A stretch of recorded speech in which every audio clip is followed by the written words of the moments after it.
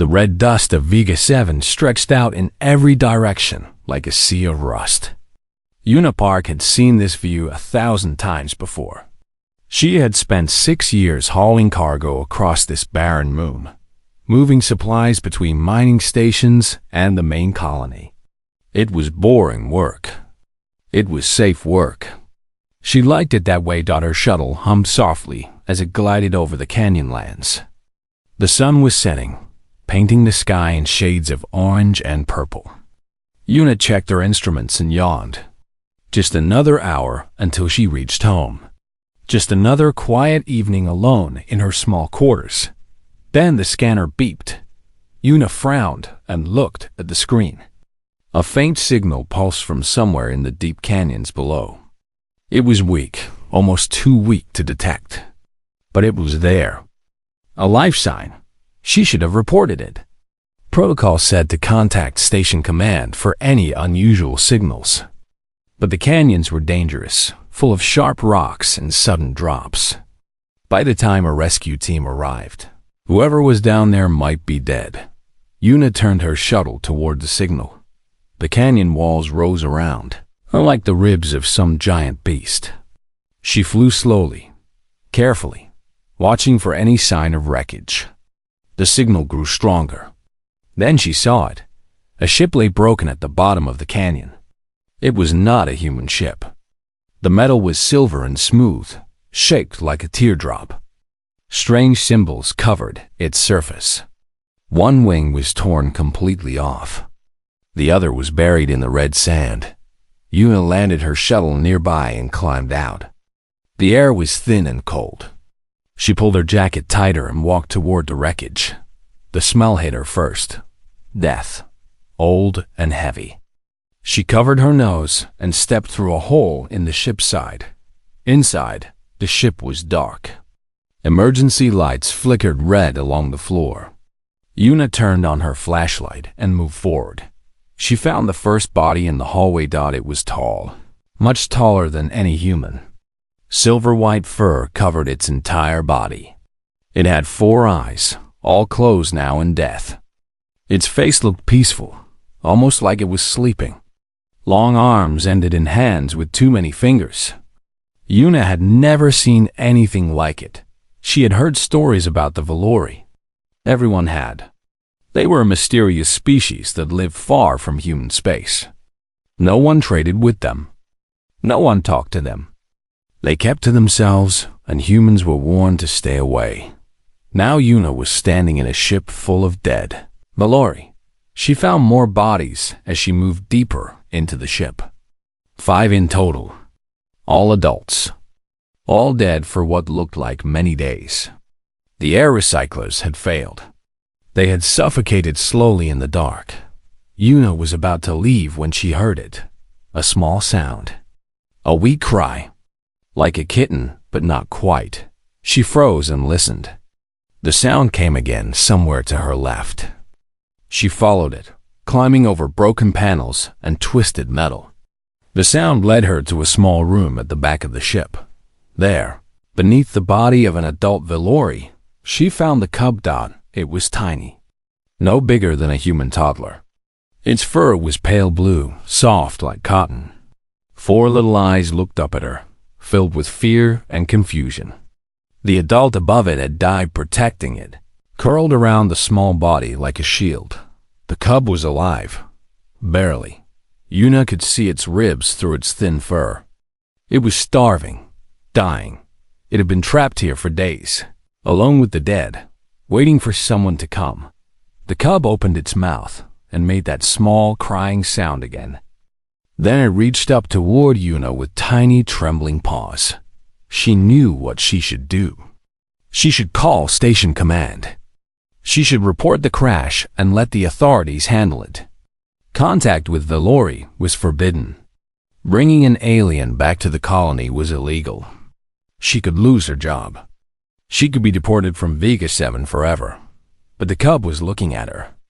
Those 4 eyes, so full of fear, so full of hope.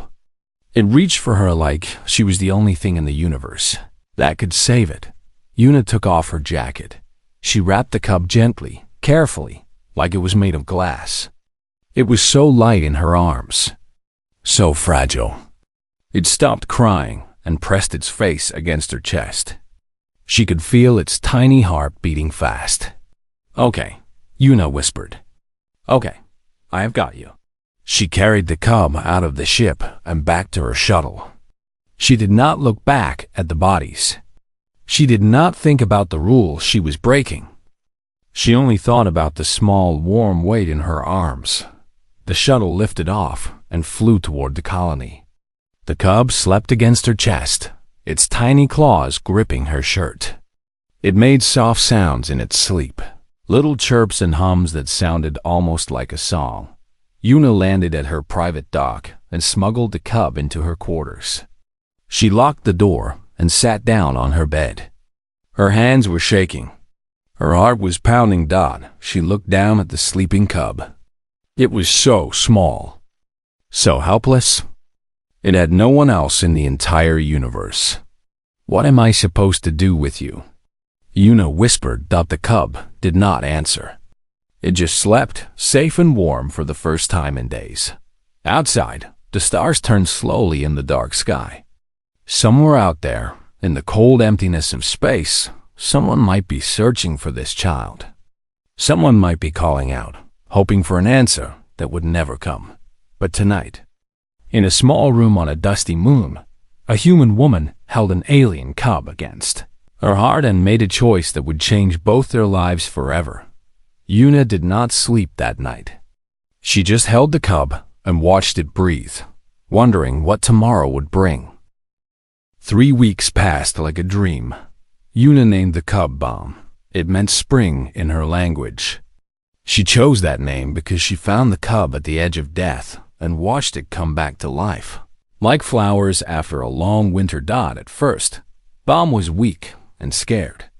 The cub would not eat. It would not sleep. It just sat in the corner of the room and cried softly, calling for someone who would never answer. Yuna spent those first days feeling helpless.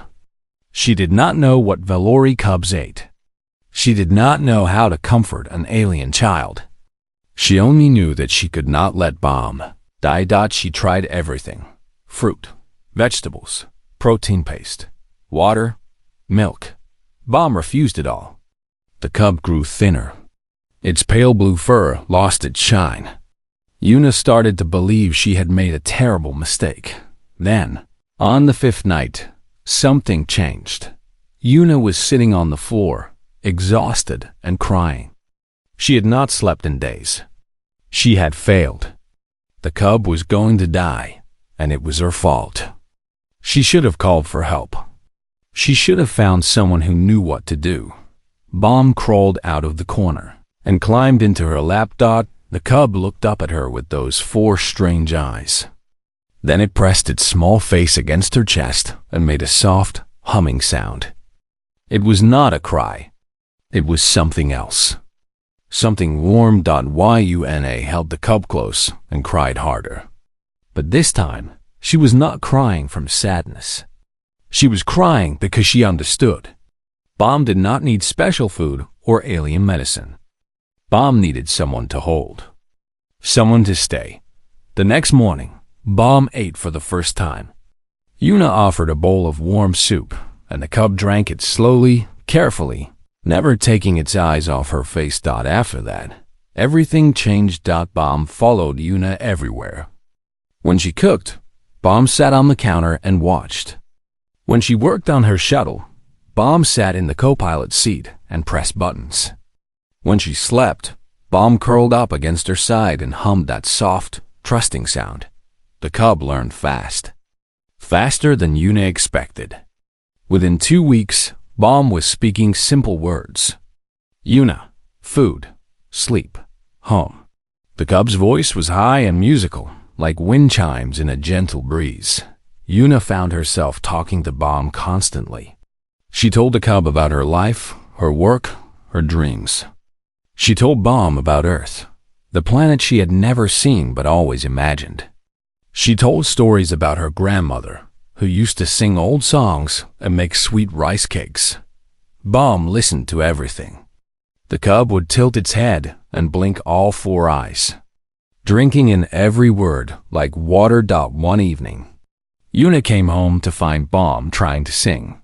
The cub was making sounds that almost matched the melody of the song Yuna had hummed that morning. It was clumsy and off-key, but it was beautiful. Yuna sat down and cried again. She was becoming a mother. She had never planned for this. She had never wanted children. Her life was simple and small, and she had liked it that way. But now there was Bomb, and everything was different. The secret could not last forever. Yuna knew that, but she was not prepared for who discovered it. Doan Kang had been her friend since childhood. They had grown up together on a colony ship. 2 kids with no parents and too many dreams. He became a doctor. She became a cargo hauler. They ended up on the same dusty moon, and somehow, that felt right. Duhan visited her quarters one afternoon without warning. He wanted to check on her. She had been acting strange for weeks, he said. Missing work. Avoiding people.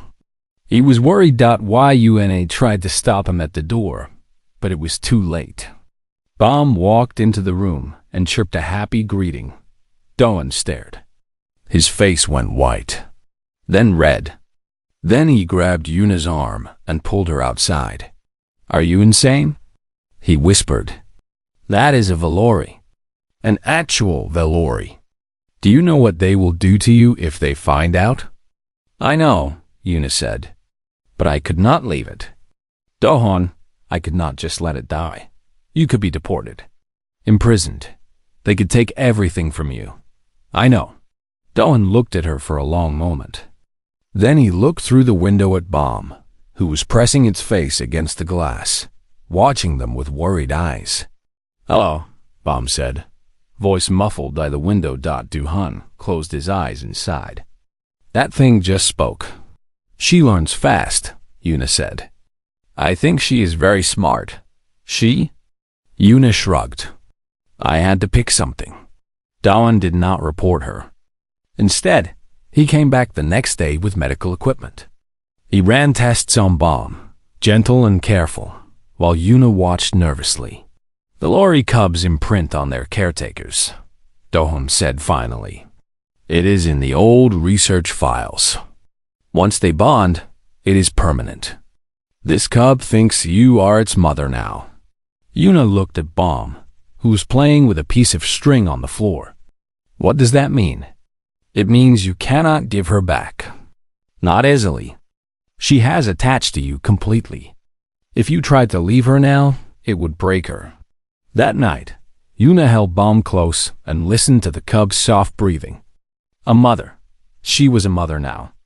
The thought terrified her and filled her with warmth at the same time. Then her computer beeped. Yuna sat up carefully, trying not to wake Bomb. She walked to her desk and looked at the screen. Her equipment had picked up a signal, a transmission, repeating over and over from deep space. It was in Valori language. Yuna ran the signal through her translator. The words appeared on the screen, simple and desperate. My child, where are you? Please, answer me. My child. Yuna's blood went cold. Someone was searching. Someone was calling out across the stars, looking for a lost cub. Looking for Bomb, she looked back at the sleeping child on her bed. Bomb's tiny paws twitched in a dream. The cub's face was peaceful, trusting, safe. Yuna sat down slowly. Her hands were shaking. She knew what she had to do. Bomb was not hers. The cub had a family out there, a real family. Someone who loved her and missed her and was searching the entire galaxy to find her. She had to take Bomb back. Yuna covered her face with her hands and cried silently in the dark. In her heart, something was breaking. She had only known this cub for 3 weeks. But somehow, in that short time, Bomb had become her whole world, and now she had to let go. Yuna made her decision in the middle of the night. She sat at her desk, staring at the signal that kept repeating across the stars. A mother was searching for her child. Somewhere out there, In the cold darkness of space, someone was crying for the same cub that slept peacefully in Yuna's bed. She could not keep Bomb. It was not right. No matter how much it hurt, she had to return the cub to her real family. The next morning, Yuna told Dahon her plan. "You want to fly into Valori space?" he said, his voice flat. "Alone? Do you understand what you are saying?" "I have to," Yuna said. "There is someone out there looking for her. I cannot ignore that. Humans are forbidden from entering their territory. If they catch you, they might kill you. Or worse." Yuna looked at Bomb, who was sitting on the floor, stacking small metal parts into a tower.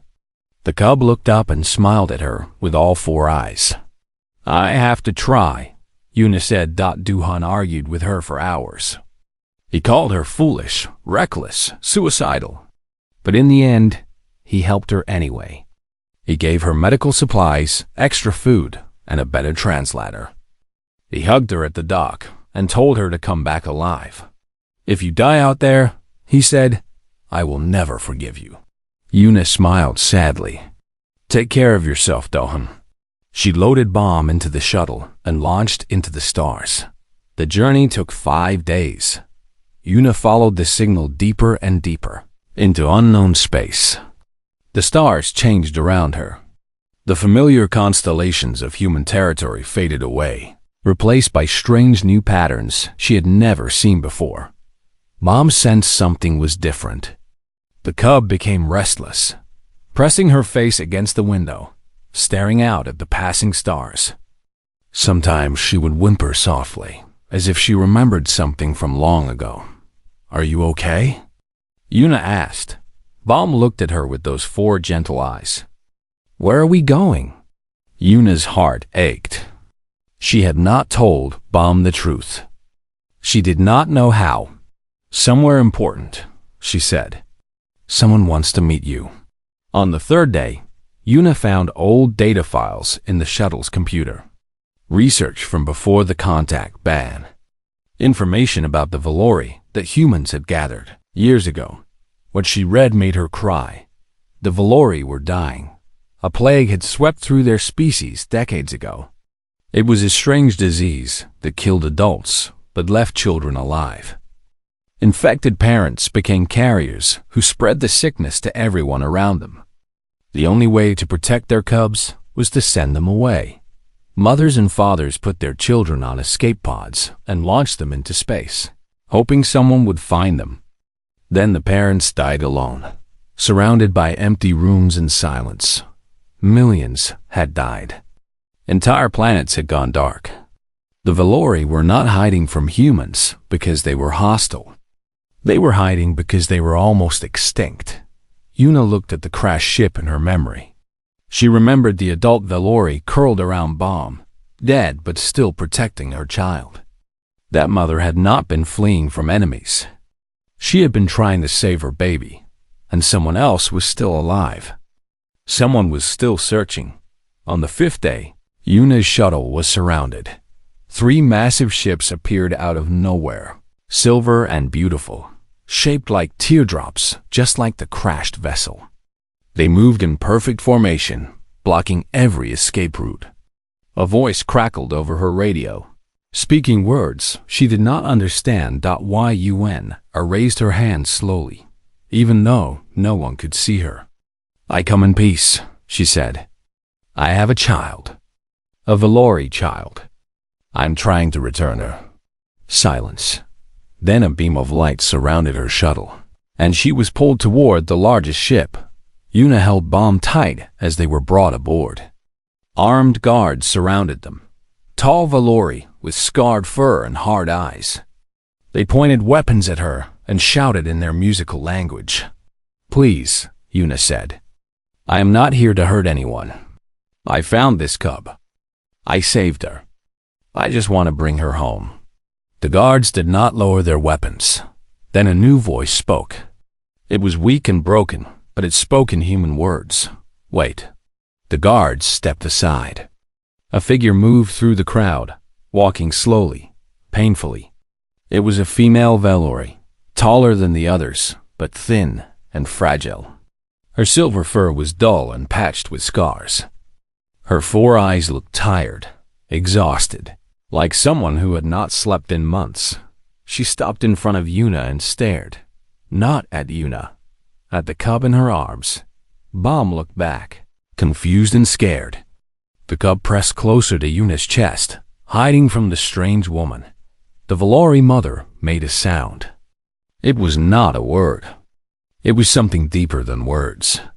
A cry that came from the bottom of her soul, carrying all the pain and hope and love that a heart could hold. "My child," she whispered in broken human language. "You found my child." She reached out with trembling hands. Tears streamed from all 4 of her eyes. Her whole body shook with emotion. Yuna looked at Bomb. The cub was trembling too, but not with joy. With fear. Bomb did not recognize this woman. Too much time had passed. Too much had changed. "Mom," Yuna said softly, "this is your mother. Your real mother." Bomb looked up at her with wide, frightened eyes. "No," the cub said. "You are my mother." The Valori woman heard this. Her face crumbled. More tears fell. But she did not stop reaching. Yuna stood frozen between 2 worlds. The mother who had lost everything and the child who did not remember.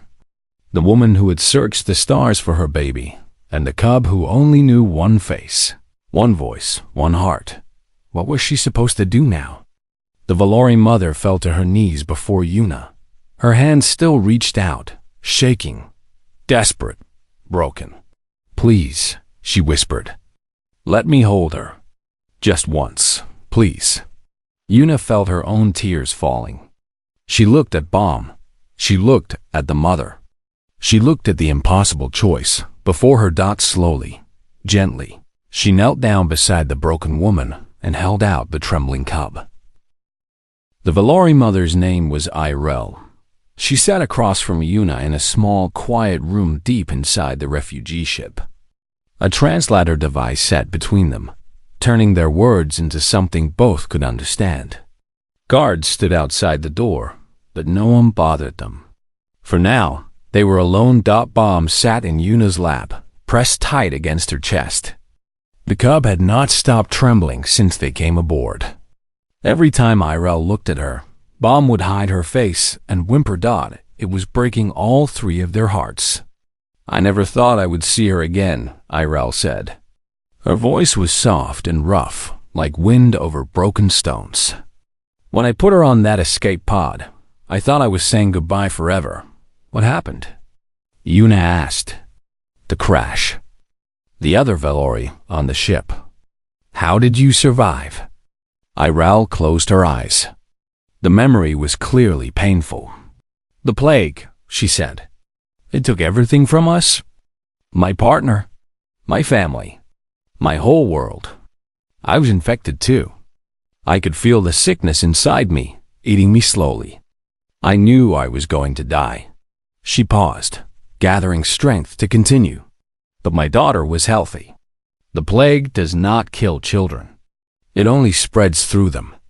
If I stayed with her, I would die, and then she would have no one. So I put her on a ship with others who were still strong. I told them to run, to find somewhere safe. The ship crashed," Yuna said quietly. "Yes," Irel's voice cracked. "I heard nothing for weeks. I thought she was dead.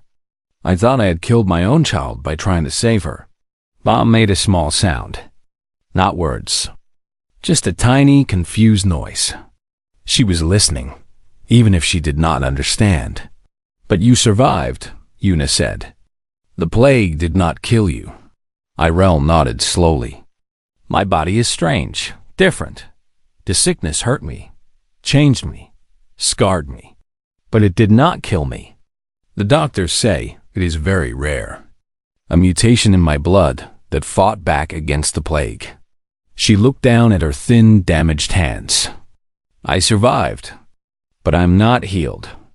My body is still failing. The mutation only delayed the end. I have time now, but not much. Weeks, maybe days. Yuna felt cold. You are still dying? Yes. Irel lifted her eyes to look at Bomb. I searched for her anyway. I could not die without trying. I sent signals across the stars every day. I begged the universe to give me one more chance to see my daughter.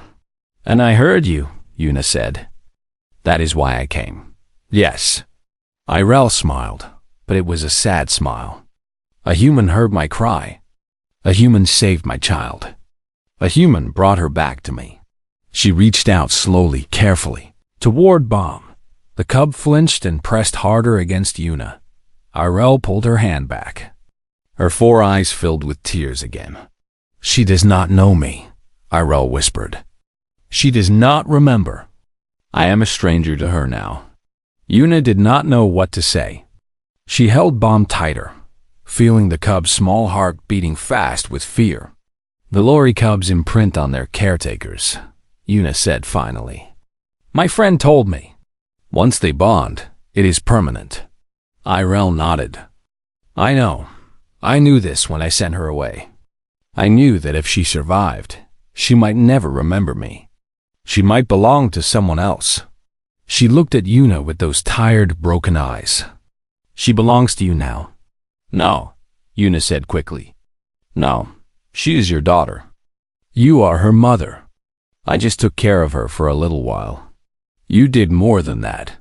Irel's voice was gentle, but firm. You fed her when she was starving. You held her when she was scared. You loved her when she had no one else. That is not just taking care. That is being a mother. Yuna shook her head. But you searched for her. You crossed the galaxy. You never gave up. Because I love her, Irel said. But loving someone does not always mean keeping them. She moved closer, slowly, giving Bomb time to adjust. The cub watched her with wide, uncertain eyes. Let me try, Irel said. Please. Let me hold her just once. Yuna looked down at Bomb. It is okay, she whispered. She will not hurt you. She loves you very much. Bomb looked up at her. Stay? I am right here. I am not going anywhere. Slowly, carefully, Yuna lifted Bomb toward Irel. The cub whimpered, but did not fight. Irel took her daughter into her arms, and for one perfect moment, everything was still. Then Bomb started to cry. It was not a small cry. It was a deep, terrified wail that filled the whole room. The cub reached back toward Yuna, desperate, begging to return to the only mother she knew. Irel held on. Her whole body shook with sobs. She pressed her face against Bomb's fur and whispered words in her own language. Words Yuna did not understand but felt in her heart. Then, slowly, painfully, Irel handed Bomb back. The cub grabbed onto Yuna like she was the only solid thing in the universe. Her cry softened. Her breathing slowed. She pressed her face against Yuna's neck and held on tight. Irel sat back. Her arms were empty. Her face was wet with tears. But she was smiling. You see? She said quietly. She chose you. Not me. I am sorry, Yuna said, crying now too. I am so sorry. Do not be sorry. Irel reached out and touched Yuna's hand. Her fingers were cold and thin, but her grip was strong. You gave her life. You gave her love. You gave her a mother when she had none. She squeezed Yuna's hand. Now I am asking you to give her a future. Yuna stared at her. What do you mean? Irel took a deep breath. It seemed to take all her strength. I cannot raise her. I am dying. Even if I was not, she does not know me. She's afraid of me. If I kept her now, she would spend her whole life reaching for someone who was not there. She looked at Bomb, sleeping now against Yuna's chest.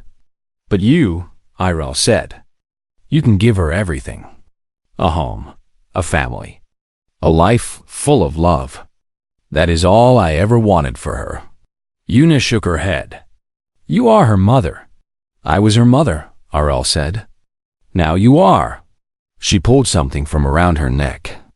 A small pendant on a silver chain, shaped like a star with 4 points.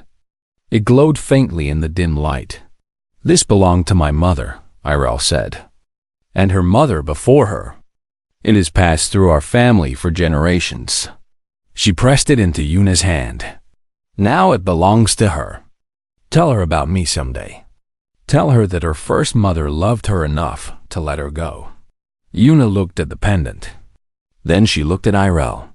Then she looked at the sleeping cub in her arms. "Please," Irel whispered. "This is all I ask. Take my daughter. Raise her. Love her. Be her mother." Yuna's tears fell onto the pendant.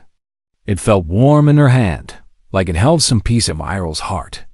"I will," she said finally. "I promise. I will love her forever." Irel smiled.